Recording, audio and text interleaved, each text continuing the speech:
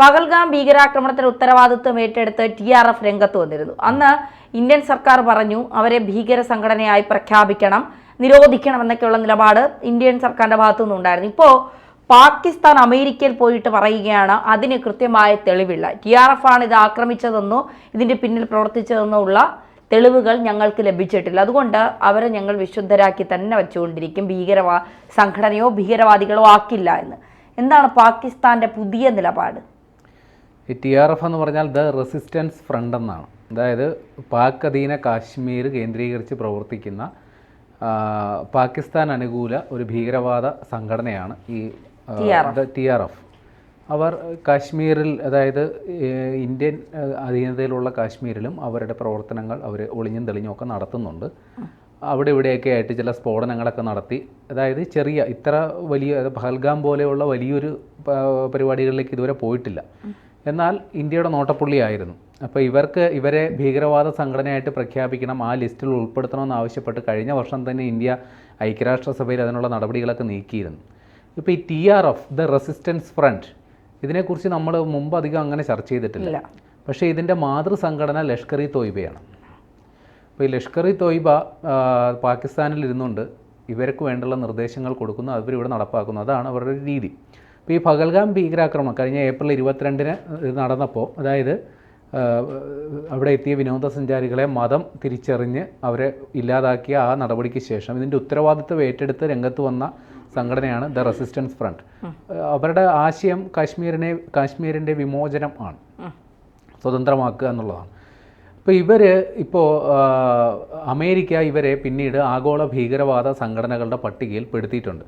പാകിസ്ഥാൻ അങ്ങനെ ഒരുപാട് ക്രെഡിറ്റ് ഉണ്ട്. പാകിസ്ഥാനിൽ കേന്ദ്രീകരിച്ച് പ്രവർത്തിക്കുന്ന ലഷ്കർ ഇ തോയ്ബ, അതേപോലെ തന്നെ ജെയ്ഷെ മുഹമ്മദ്, ഇതേപോലുള്ള കുറേ സംഘടനകളുണ്ട്. ഇവരെയൊക്കെ അമേരിക്ക ഇതിനോടകം തന്നെ ഭീകരവാദ പട്ടികയിൽ ഉൾപ്പെടുത്തി. അതിലെ ഏറ്റവും അവസാനത്തെ എൻട്രിയാണ് ഈ TRF എന്ന് പറയുന്നത്. ഇപ്പം നിലവിൽ പാകിസ്ഥാൻ്റെ വിദേശകാര്യ മന്ത്രി ഇഷാഖ് ദർ, അദ്ദേഹം ഇപ്പോൾ അമേരിക്കയിലുണ്ട്. അമേരിക്കയുടെ സ്റ്റേറ്റ് സെക്രട്ടറി മാർക്ക് റൂബിയോ ആയിട്ടൊക്കെ കൂടിക്കാഴ്ച നടത്തിയിരുന്നു. അപ്പോൾ ആ സമയത്ത് മാധ്യമപ്രവർത്തകർ ഇതിനെ സംബന്ധിച്ച് ചോദ്യം ഉന്നയിച്ചു. കാര്യം മാർക്ക് റൂബിയോ തന്നെയാണ് നേരത്തെ ഈ TRFനെ ഭീകരവാദ പട്ടികയിൽ ഉൾപ്പെടുത്തിക്കൊണ്ടുള്ള പ്രഖ്യാപനം നടത്തിയത്. അപ്പോൾ ഇതിനെക്കുറിച്ച് ചോദിച്ചപ്പോൾ അത് അമേരിക്ക അവരുടെ സ്വന്തം നിലയിലെടുത്ത തീരുമാനമാണ്, ഞങ്ങൾക്ക് അതിൽ ഇടപെടാനില്ല എന്നുള്ളതാണ് ഇഷാഖ് ദർ അപ്പോൾ പറഞ്ഞത്. പിന്നീട് അദ്ദേഹത്തിൻ്റെ നിലപാട് വ്യക്തമാക്കി. അതായത് TRFനെ ഭീകരവാദ പട്ടികയിൽ ഉൾപ്പെടുത്താൻ അല്ലെങ്കിൽ ഭീകരവാദ സംഘടനയായിട്ട് പരിഗണിക്കാൻ തക്ക തെളിവുകളൊന്നും ഞങ്ങൾക്ക് കിട്ടിയിട്ടില്ല എന്നുള്ളതാണ് ഇഷാഖ് ദറിൻ്റെ വാദം. ഇവർ പറയുന്നത്, അതായത് അമേരിക്കയുടെ വാദത്തെ പാകിസ്ഥാൻ തള്ളിക്കളയുകയാണ്. അമേരിക്ക പറയുന്നത് ഈ TRF എന്ന് പറയുന്നത് ലഷ്കർ ഇ തോയ്ബയുടെ പോഷക സംഘടനയാണ് എന്നുള്ളതാണ്. അവരുടെ ലഷ്കർ ഇ തോയ്ബയുടെ നയപരിപാടികളാണ് ഇവർ നടപ്പിലാക്കുന്നത്. ലഷ്കർ ഇ തോയ്ബേനെ നേരത്തെ തന്നെ അമേരിക്ക ഭീകരവാദ സംഘടനയായിട്ട് പ്രഖ്യാപിച്ചിട്ടുണ്ട്. ഇപ്പോൾ പാകിസ്ഥാൻ്റെ വിദേശകാര്യമന്ത്രി പറയുന്നു, ഈ ലഷ്കർ ഇ തോയ്ബ എന്ന് പറയുന്ന പ്രസ്ഥാനം തന്നെ പാകിസ്ഥാനിലില്ല, ഞങ്ങൾ അവരെ ഇല്ലാതാക്കി, ആ ഒരു സംഘടനയെ തച്ചുടച്ച് കളഞ്ഞു, അതിൻ്റെ അണിയറ ശില്പികൾ അല്ലെങ്കിൽ അതിൻ്റെ നേതാക്കൾ എന്ന് പറയുന്നവരെ എല്ലാം തന്നെ ഞങ്ങൾ അറസ്റ്റ് ചെയ്തു, അവരെ നിയമ നടപടിക്ക് വിധേയമാക്കി, അവരേറിയ പങ്കും ഇപ്പോൾ ജയിലിലാണ് എന്നാണ് പാകിസ്ഥാൻ്റെ വാദം. അപ്പോൾ ഈ പാകിസ്ഥാൻ്റെ വാദം മുഖവിലേക്കെടുത്താൽ ഈ ലഷ്കർ ഇ തോയ്ബ അവരുടെ നേതാക്കളെല്ലാം ജയിലിലാണ് എന്നുള്ളതാണല്ലോ ഇപ്പോൾ വാദം. അങ്ങനെയാണെങ്കിൽ ഈ പാകിസ്ഥാൻ തടവിലാക്കിയിരിക്കുന്ന ഈ ലഷ്കർ ഇ തോയ്ബ നേതാവ് എവിടെയാണെന്നറിയാവോ? ജയിലിലാണെന്നാണ് പാകിസ്ഥാൻ പറയുന്നത്. കൃത്യമായി പറഞ്ഞാൽ അയാളുടെ പേര് ഹാഫിസ് സയ്യിദ് എന്നാണ്. ഇദ്ദേഹം അവിടെ അയാളുടെ കൊട്ടാര സദൃശ്യമായൊരു വീട്ടിൽ അയാളുടെ പരിവാരങ്ങളോടൊപ്പം, എന്തിനേറെ പറയുന്നു, അവിടെ സ്വിമ്മിംഗ് പൂൾ വരെ ഉണ്ടെന്നാണ് പറയുന്നത്. അതായത് ജയിലാണ്, വീട്ടിലാണ് കഴിയുന്നത്. അപ്പോൾ ആ വീട്ടിൽ കഴിയുന്നതിന് സായുധ സംഘം സംരക്ഷണം കൊടുക്കുന്നു. അതുമാത്രമല്ല, ഇന്ത്യ ഓപ്പറേഷൻ സിന്ദൂർ നടത്തിയപ്പോൾ ഈ ഹാഫിസ് സയ്യിദിനെ പോലെയുള്ള VVIPകളെ പാകിസ്ഥാൻ സുരക്ഷിത സൈനിക നേതൃത്വത്തിൽ സുരക്ഷിത സ്ഥാനത്തേക്ക് മാറ്റി എന്നുള്ള വാർത്തകൾ വന്നിരുന്നു. ഈ പറയുന്ന ഹാഫിസ് സയ്യിദ് അവിടെ ജയിലിലല്ല, വീട്ടു തടങ്കലിൽ അല്ലെങ്കിൽ അവരവകാശപ്പെടുന്ന പോലെ വീട്ടിൽ തന്നെയാണ് കഴിയുന്നതെന്നുള്ള വാർത്തകൾ ചില അമേരിക്കൻ മാധ്യമങ്ങൾ തന്നെ റിപ്പോർട്ട് ചെയ്തിരുന്നു. അപ്പോൾ ഇത് നിഷേധിച്ചുകൊണ്ട് പാകിസ്ഥാനിൽ നിന്നുള്ള ചില പ്രമുഖർ, അതായത് ബിലാവൽ ഭൂട്ടോ അടക്കം പറഞ്ഞു ആ വാദമൊക്കെ കള്ളമാണ്, ഈ പറയുന്ന ഹാഫിസ് സയ്യിദ് വീട്ടുതടങ്കലിലല്ല, ജയിലിൽ തന്നെയാണ്. അദ്ദേഹം പാകിസ്ഥാൻ്റെ പാകിസ്ഥാൻ്റെ സേന അദ്ദേഹത്തെ ജയിലിലാക്കി എന്നൊക്കെയാണ് അവകാശപ്പെടുന്നത്. മറ്റൊന്നുകൂടി പറഞ്ഞിരുന്നു, മസൂദ് അസർ, അതായത് ജെയ്ഷെ മുഹമ്മദിൻ്റെ നേതാവ് മസൂദ് അസർ പാകിസ്ഥാനിലില്ല, അഫ്ഗാനിസ്ഥാനിലാണ് എന്നുള്ളതാണ് ഇവരുടെ വാദം. പക്ഷേ ഇയാൾ മറ്റേ ഓപ്പറേഷൻ സിന്ദൂർ നടന്ന സമയത്ത് ഈ പറയുന്ന പാക് അധീന കാശ്മീരിലുള്ള ഈ ജെയ്ഷെ മുഹമ്മദിൻ്റെ ആസ്ഥാനത്ത് തന്നെ ഉണ്ടായിരുന്നു.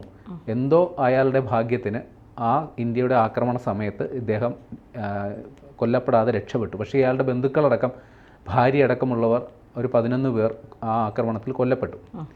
അപ്പോൾ ഇയാൾ പാകിസ്ഥാനിൽ തന്നെ ഉണ്ട് എന്നുള്ള ചില പുതിയ ചിത്രങ്ങളും ചില ഇൻ്റലിജൻസ് വിവരങ്ങളും ഇന്ത്യയുടെ കയ്യിലുണ്ട്. അപ്പോൾ ഇത്തരത്തിൽ പാകിസ്ഥാൻ നിരന്തരമായി അവരുടെ ന്യായവാദങ്ങൾ നിരത്തി ഈ ആരോപണത്തെ നിഷേധിക്കുകയാണ്. പക്ഷേ വസ്തുത എന്താണെന്നുള്ളത് ഇവിടെ എല്ലാവർക്കും ബോധ്യമുള്ള കാര്യമാണ്. ഈ പറയുന്ന TRF, അതായത് ദ റെസിസ്റ്റൻസ് ഫ്രണ്ട്, അവരെ അമേരിക്ക ഭീകരവാദ പട്ടികയിൽ ഉൾപ്പെടുത്തുന്നതിന് കൃത്യമായ കാരണം പറഞ്ഞിട്ടുണ്ട്. കാര്യം അവർ ഈ ലഷ്കർ ഇ തോയ്ബയുടെ അനുയായികളാണ്. അവർ പഹൽഗാം ഭീകരാക്രമണം, അതായത് ഏപ്രിൽ 22 നടന്ന 26 പേരുടെ മരണത്തിന് അല്ലെങ്കിൽ അവരുടെ വധത്തിന് ഇടയാക്കിയ ഭീകരവാദ ആക്രമണത്തിൻ്റെ ഉത്തരവാദി TRF ആണ് എന്നുള്ളതാണ്. അപ്പോൾ അമേരിക്ക പോലും ഇങ്ങനെ ഇവരെയാണ് ഇതിൻ്റെ ഉത്തരവാദികളെന്ന് പറയുമ്പോഴും പാകിസ്ഥാൻ ഇപ്പോഴും പറയുന്നത് അവരെ ഭീകരവാദ പട്ടികയിൽ ഉൾപ്പെടുത്താൻ പര്യാപ്തമായ തെളിവുകളില്ല എന്നാണ്. ഇനി ഈ അമേരിക്ക അല്ലെങ്കിൽ ഐക്യരാഷ്ട്ര സംഘടന ഇത്തരം സംഘടനകളെ ആഗോള ഭീകരവാദ പട്ടികയിൽ ഉൾപ്പെടുത്തി കഴിഞ്ഞാൽ മറ്റ് രാജ്യങ്ങളിൽ ഇതുമായി ബന്ധപ്പെട്ട് പ്രവർത്തിക്കുന്നവരെല്ലാം നിരീക്ഷണത്തിലാകും, നോട്ടപ്പുട്ടികളാകും. ഇതുമായി ബന്ധപ്പെട്ടുള്ളവർ വെളിച്ചത്ത് വന്നാൽ, അതായത് ഇവരെല്ലാം ഒളിച്ചും പതുങ്ങിയൊക്കെയാണല്ലോ, ഇവരുമായിട്ടുള്ള ബന്ധം തെളിയിക്കപ്പെട്ട് കഴിഞ്ഞാൽ അന്താരാഷ്ട്ര ഭീകരവാദ പട്ടികയിൽ ഉള്ളതുകൊണ്ട് തന്നെ ഇവരെ അറസ്റ്റ് ചെയ്യാൻ പറ്റും. ഈ സംഘടനയുമായി ബന്ധപ്പെട്ട് പ്രവർത്തിക്കുന്നവരുടെ സാമ്പത്തിക ഇടപാടുകൾ നിരീക്ഷിക്കപ്പെടും. അത്തരം നടപടികളുണ്ട്. അപ്പോൾ ഈ ആഗോള ഭീകരവാദ പട്ടികയിൽ ഉൾപ്പെടുത്തുക എന്ന് പറഞ്ഞാൽ അത്രയ്ക്ക് നിർണായകമായൊരു സംഗതിയാണ്. അപ്പോൾ നിലവിൽ പാകിസ്ഥാനിൽ നിരവധി സംഘടനകൾ ഈ പട്ടികയിൽ ആ അലങ്കാരം പേറുന്നവരുണ്ട്. ഈ പറയുന്ന പോലെ ലഷ്കർ ഇ തോയ്ബയുണ്ട്, ജെയ്ഷെ മുഹമ്മദ് ഉണ്ട്, ഇത്തരം നിരവധി സംഘടനകളുണ്ട്.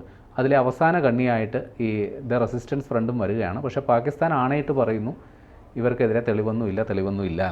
ഈ പാകിസ്ഥാൻ വിദേശകാര്യമന്ത്രി, അതായത് ഇഷാഖ് ദർ, ഒരു കാര്യം കൂടി പറഞ്ഞിട്ടുണ്ട്. അതായത് ഈ ദ റെസിസ്റ്റൻസ് ഫ്രണ്ടിനെതിരെ ഐക്യരാഷ്ട്രസഭയിൽ ഒരു പ്രമേയം വന്നിരുന്നു. ഇത്തരത്തിൽ ഇവർ ഭീകരവാദ സംഘടനയാണ്, ഇവരെ സൂക്ഷിക്കണം. പക്ഷേ അവിടെയും ഇവരെ ഭീകരവാദ സംഘടനയായിട്ട് വിശേഷിപ്പിക്കുന്ന ആ പ്രമേയത്തിനെതിരെ നിലപാടെടുത്ത ഒരു രാജ്യമാണ് പാകിസ്ഥാൻ. അപ്പോഴും അവർ ചൂണ്ടിക്കാണിച്ചത് ഇവരെ ഭീകരവാദ സംഘടനകളല്ല, ലഷ്കർ ഇ തോയ്ബയുമായിട്ട് ഇവരെ ബന്ധപ്പെടുത്താൻ തെളിവുകളില്ല എന്നുള്ളതാണ്. പക്ഷേ ഇവർ സ്വയം പഹൽഗാം ഭീകരാക്രമണത്തിൻ്റെ ഉത്തരവാദിത്തം ഏറ്റെടുത്ത് രംഗത്ത് വന്നതാണ്. അപ്പോൾ ഭീകരവാദ പ്രവർത്തനത്തിന് തെളിവൊന്നും ഇല്ലെങ്കിൽ പിന്നെ ഇവർ ഉത്തരവാദിത്തം ഏറ്റെടുക്കേണ്ട കാര്യമില്ലല്ലോ. അപ്പോൾ പാകിസ്ഥാൻ്റെ ഈ വാദങ്ങൾ തൽക്കാലത്തെ ഒരു പിടിച്ചു നിൽക്കൽ മാത്രമാണ്. കാര്യം അവർക്ക് ഇവരെ പിണക്കാൻ സാധിക്കില്ല, അതുകൊണ്ട് മാത്രമാണ്. പക്ഷേ വാസ്തവം എന്താണെന്നുള്ളത് പകൽ പോലെ അറിയാം.